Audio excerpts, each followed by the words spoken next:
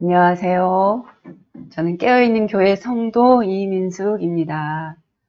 다사다난한 한 해가 벌써 마지막 달에 접어들었네요. 저도 그렇고 다들 새해에는 늘 새로운 결심과 계획을 하죠. 그런데 연말에는 늘 그 계획들을 달성하지 못해서 후회를 합니다. 그리고 괜찮아. 다시 계획을 잘 세우고 새롭게 시작하면 돼.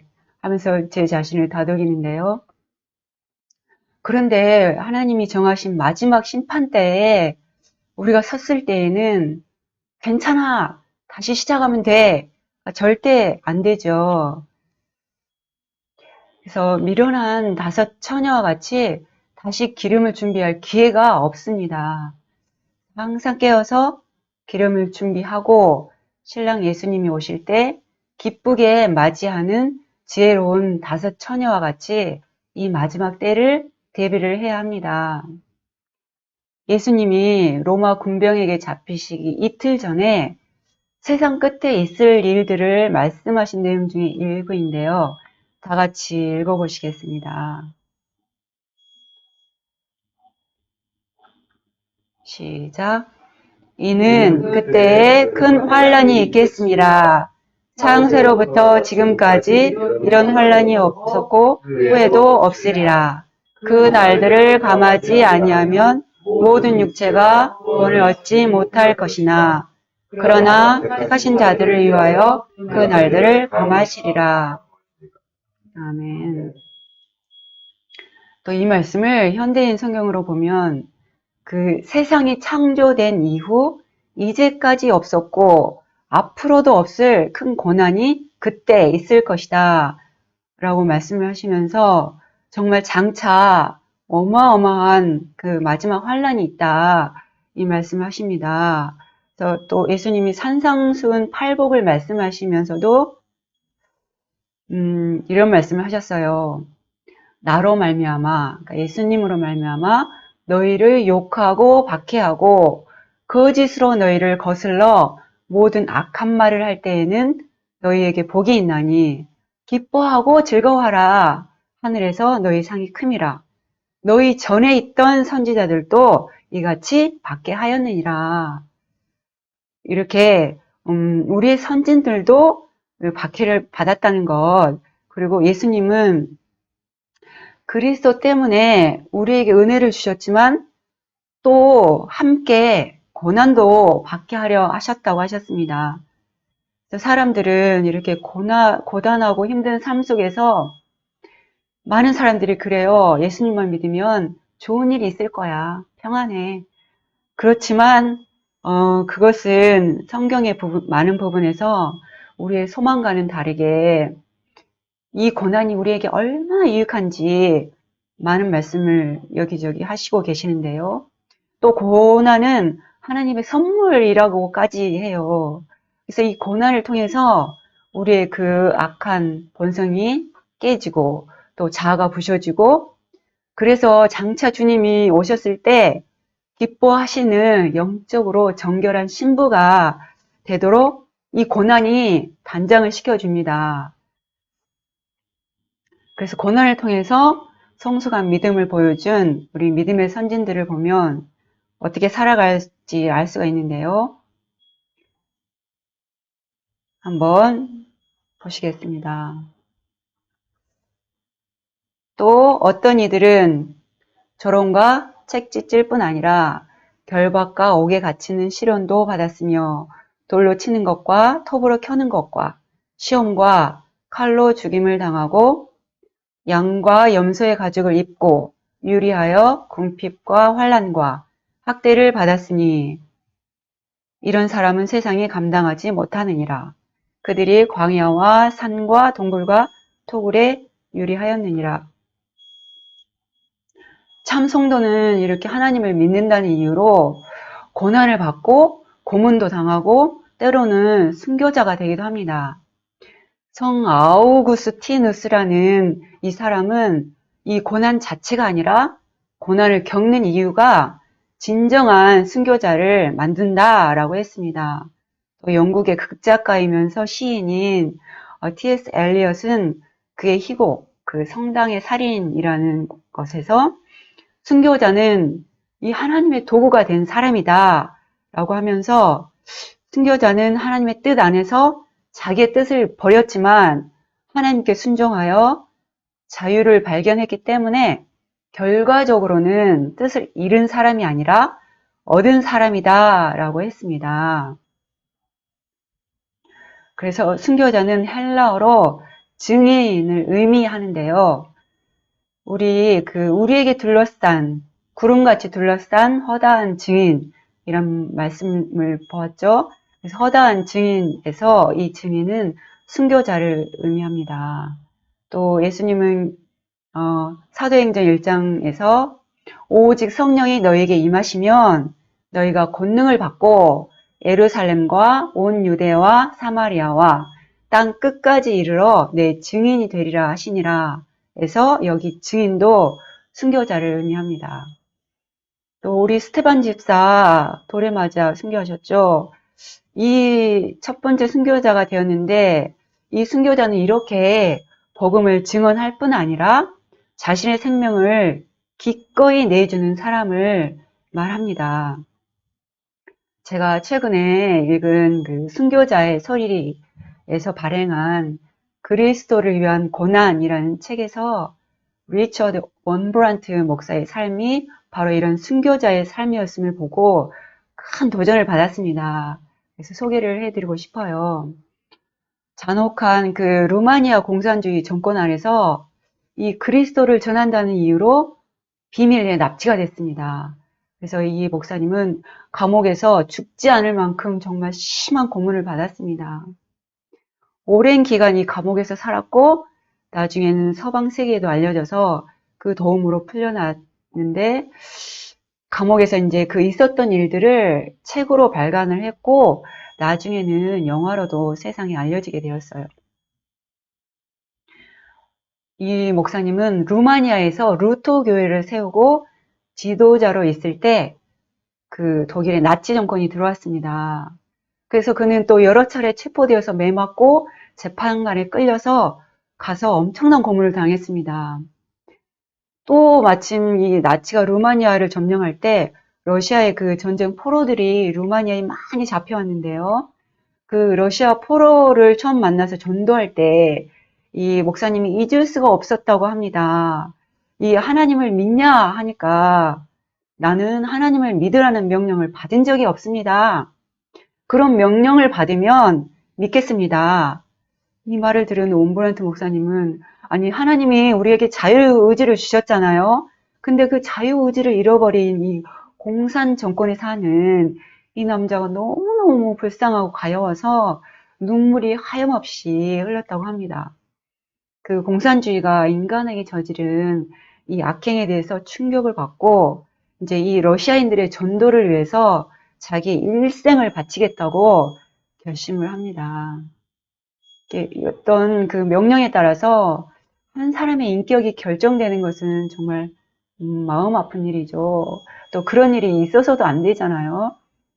1944년 8월에 러시아군이 100만 명이 루마니아에 들어왔습니다.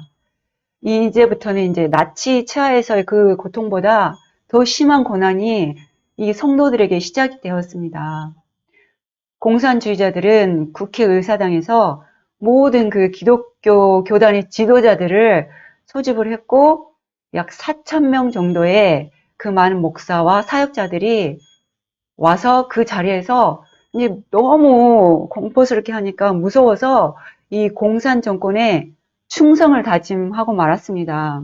근데 그 자리에 이 원브란트 목사님이 계셨는데 이 목사님은 손 들고 일어서서 이 사람 기독교인을 살해한 이 공산주의자들을 지지하고 찬양한 것이 아니라 이 예수님께만 충성해야 한다고 당당히 말했습니다.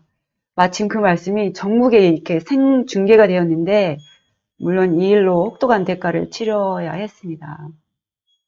이 온브란트의 목사님의 이런 담대한 행동과 믿음은 우리 참 진리로 살아가는 이 성도들에게는 정말 큰 도전이 되고 용기가 생기죠.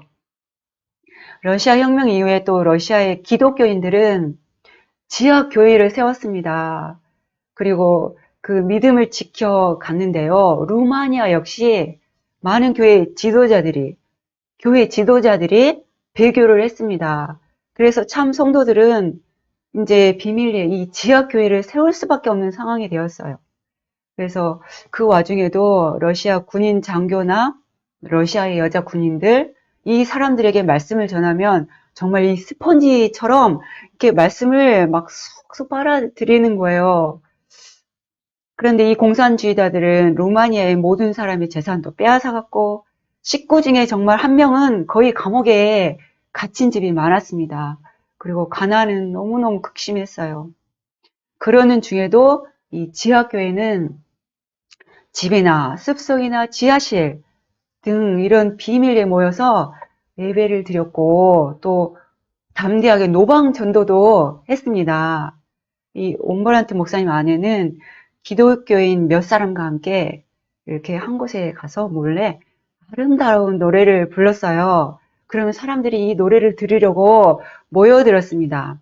그때 이 메시지를 재빨리 전하고 이제 이 비밀 경찰이 도착하기 전에 자리를 얼른 떴습니다.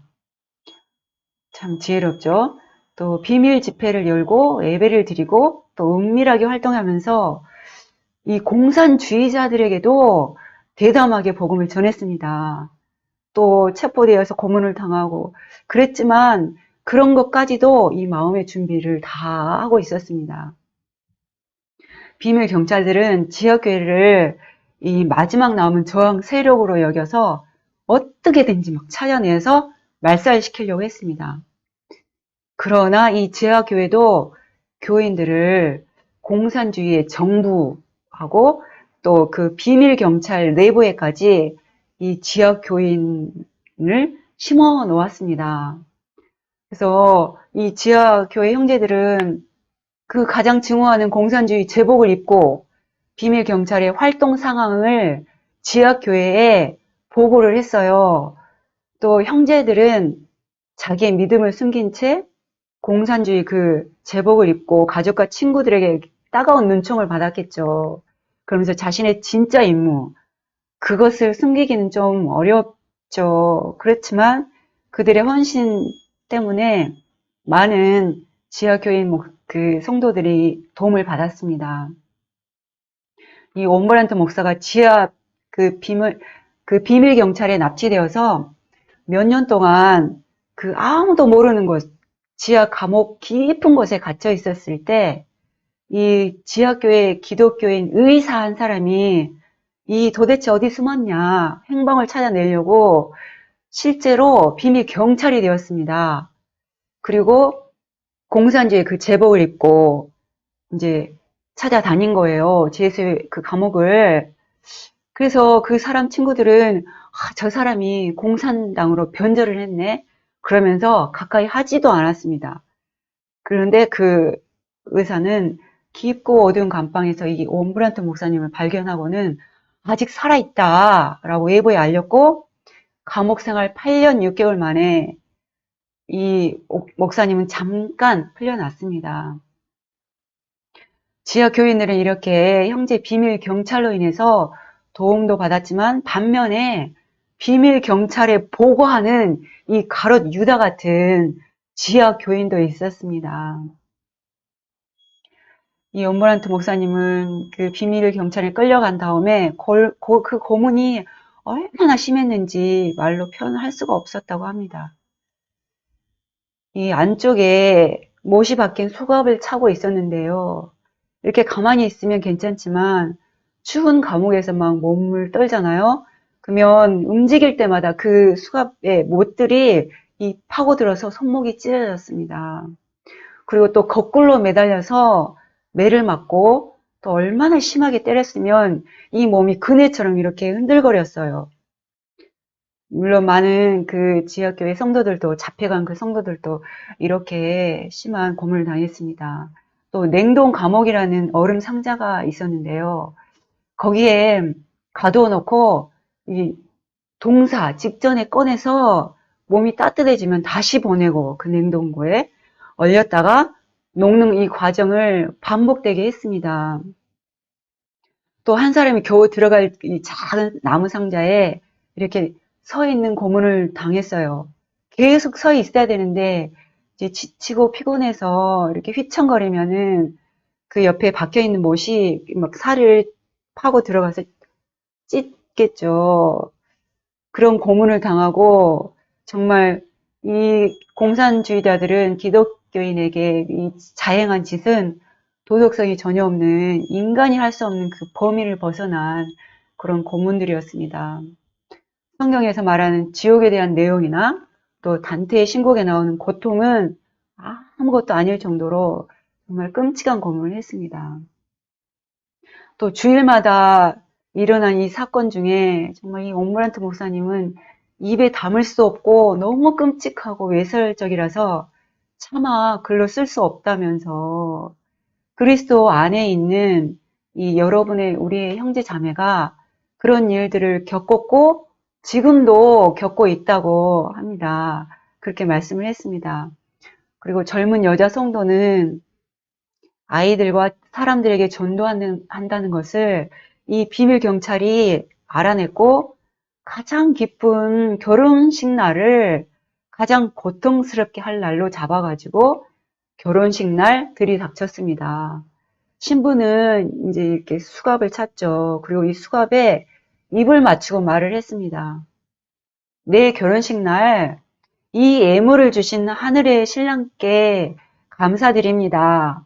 내가 그분을 위해서 이 고난을 겪을 자격이 있다는 사실에 감사합니다. 이렇게 말을 하고 끌려갔습니다. 그리고 5년이 지나서 이 석방된 여성은 망가지고 쇠약해져서 이렇게 30년은 늙어 보였고 그때까지 기다린 신랑에게 그리스도를 위해서 그 정도로 못하겠냐라고 말을 했습니다. 사실 이 책에서 많은 성도들이 고난을 받을 때 이렇게 그리스도를 위해 그 정도도 못하겠냐 이런 말을 많이 했습니다. 또 플로레스쿠 목사는 이렇게 시뻘거진 그 달궈진 불에 그 부찌깽이와 칼로 고문을 당했고 이 교도관들은 심하게 때린 다음에 방으로 이렇게 보낸 다음 큰 파이프를 통해서 굶주린 쥐들을 밀어 넣었습니다. 이걸 방어하느라 한숨도 잘 수가 없었고 쉬려고 하면 쥐들이 달려들었습니다. 보름 밤낮을 서 있는 고문도 당하면서 그가 형제들을 배신하도록 강요했지만 꿋꿋하게 저항을 했고 이제 그게 안 통하니까 14살인 그 아들을 데려와서 아버지 앞에서 채찍질을 했습니다. 원하는 정보를 주지 않으면 계속해서 네 아들을 때리겠다 협박을 하니까 프로레스큐 목사는 알렉산더 저들이 원하는 것을 말해야겠다 하신 거예요. 그러니까 아들이 아버지 배신하지 마세요. 명예롭게 믿음을 지켜서 이 아들도 자랑스럽게 해주세요. 버티세요. 결국 아들은 매를 맞고 죽었고 이 목사는 이제 더 믿음이 단단한 견고한 사람이 되었습니다. 또 어떤 형제는 감옥에서 죄수들에게 복음을 전하고 있을 때 같은 이제 감방에 있는 그 죄수들이죠. 그 죄수들에게 복음을 전하면서 이제 열심히 전하고 있는데 교도관이 들이닥쳤습니다. 이 메시지를 절반 정도 끝마친 형제는 구타시로 끌려가서 심한 매질을 당하고 다시 와서 그 감방에 던져졌고 그 형제는 이제 망신창이가 된 자기 몸을 천천히 일으켜서 괴로운 듯이 이제 자기 옷매무새를 매만지고는 자 여러분 어디까지 제가 말했던가요? 하면서 계속 복음을 전했습니다. 감옥에서 이렇게 형제들은 고문관들에게 거래를 했습니다. 우리는 전도할 테니 당신은 때리시오. 그래서 형제들은 복음을 전해서 기뻤고 교도관들은 형제들을 때려서 기뻤습니다. 그 또 고문 중에 가장 끔찍한 고문은 세뇌라는 고문인데요. 하루에 17시간씩 앉아서 몇 주일 또 몇 개월, 몇 년 동안 같은 말을 듣습니다. 공산주의는 좋다. 공산주의는 좋다. 공산주의는 좋다. 기독교는 어리석다. 기독교는 어리석다. 기독교는 어리석다. 포기해라. 포기해라. 포기해라. 이렇게 계속 고문을 주는 거예요. 그 소리를 들려주면서 온브란트 목사님은 이 세심으로 세뇌를 이겼다고 합니다. 예수님 사랑으로 이렇게 깨끗해지고 주님을 정말 사랑하는 마음이 있으면 모든 고문을 견뎌낼 수 있다고 말을 합니다. 신부가 신랑을 사랑하듯이, 엄마가 자녀를 사랑하듯이 사랑하는 이 마음만 있으면 누구나 능히 견딘다고 합니다. 이 목사님은 감옥에 있는 동안 척추가 이 4개랑 이 많은 뼈들이 부러졌고 칼로 이 살점 수십 곳을 점이어냈고 또 불로 몸을 찢었고 몸에 구멍이 18개나 있었다고 합니다. 서구 세계에서 이 몸값을 지불하고 풀려났을 때 가족 모두 루마니아를 벗어나서 노르웨이로 갔을 때 그 의사들은 이 렘브란트 목사의 이 몸 상처를 보고 또 폐렴 흔적도 보고는 살아남은 것이 기적이다라고 했습니다. 우리 하나님이 지켜주셨죠. 우리 하나님은 언제나 기적을 일으키는 분이십니다. 두 번째 또 감옥에 갇혔을 때는 더 심한 상황이 기다리고 있었는데요. 이렇게 지하교회 사역을 계속 할 수 있는 곳이면 이 목사님도 그렇고 모든 성도들은 계속해 나갔고 또 그곳이 공산주의자들의 감옥이라도 이 전도의 열정을 막을 수는 없었습니다. 그런 내용은 다음 기회에 이어가도록 하겠습니다.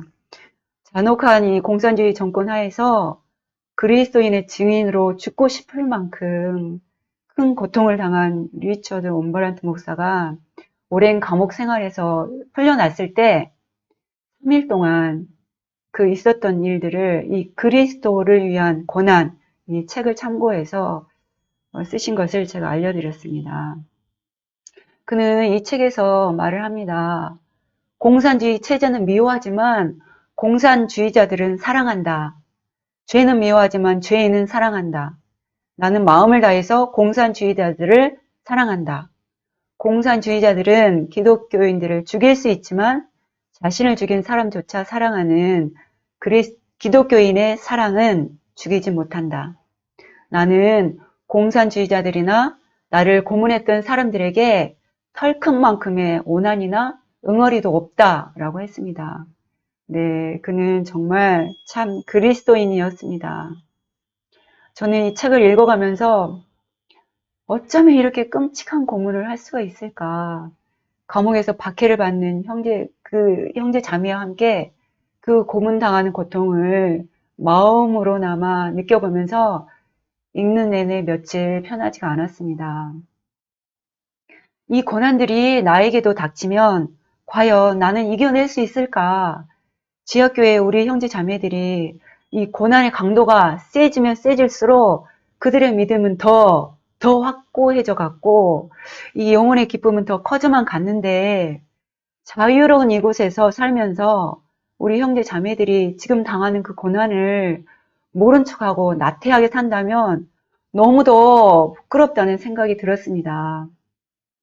그래서 나도 그들처럼 이겨낼 수 있을 거야. 하나님이 우리를 고아와 같이 내버려 두지 않는다고 하셨고 또 이길 힘을 주신다고 하셨지 하면서 마음을 다졌습니다. 지금도 인도나 루마니아, 사우디아라비아, 중국, 북한 등등 세계 곳곳 지하교회에서 많은 우리 형제 자매들이 핍박을 당하고 있습니다.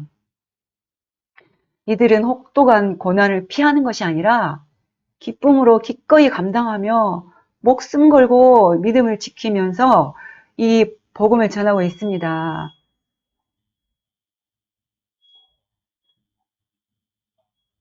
이 말씀을 한번 다 같이 읽어보겠습니다. 누가 우리를 그리스도의 사랑에서 끊으리요? 환난이나 공고나 박해나 기근이나 적신이나 위험이나 칼이라. 기록된 바 우리가 종일 주를 위하여 죽임을 당하게 되며 도살당할 양같이 얼금을 받았나이다. 그와 같으니라. 그러나 이 모든 일에 우리를 사랑하시는 이로 말미암아 우리가 넉넉히 이기느니라. 아멘. 그들의 육신을 괴롭게 할지언정 믿음을 지키면서 천국인으로 살고자 애쓰는 영혼들을 공산주의도 그 어떤 세력도 그리스도의 사랑에서 끊을 수 없음을 우리는 이 말씀을 보고 확신을 합니다. 매일을 이 육신의 고통을 당하면서 믿음을 지켜가야 하는 그 긴박함 속에 살아가는 우리 사랑하는 믿음의 형제 자매들을 위해서 우리는 기도를 해주고 또 도움의 손길을 주면 좋겠습니다. 우리에게 구름같이 둘러싼 허다한 증인들, 그들이 이런 삶을 살았고 구차히 풀려나기를 바라지도 않았습니다. 오직 하나님만 바라보고 죽도록 충성하였을 때 결국 하나님이 인정한 믿음의 반열에 오른 것입니다. 믿음의 후발자인 우리는 믿음의 선진들과 지금 세계 곳곳에서 순교자로 예수님의 증인으로 박해를 받는 우리 형제 자매들의 고난을 보고 듣고 마음에 새기고 그래서 장차 올 마지막 대환란을 지금부터 준비하여 가도록 합시다. 장차 고난 끝에 주실 영광을 바라보고 어떤 박해가 올지라도 끝까지 믿음을 배반하지 않는 견고한 믿음의 성도들이 되시기를 간절히 소망합니다. 다음 말씀을 같이 읽으면서 마치도록 하겠습니다. 다 같이 읽으시겠습니다. 아무든지 나를 따라오려거든 자기를 부인하고 날마다 십자를 지고 나를 따를 것이니라. 누구든지 제 목숨을 구원하고자 하면 잃을 것이요 누구든지 나를 위하여 제 목숨을 잃으면 구원하리라. 아멘.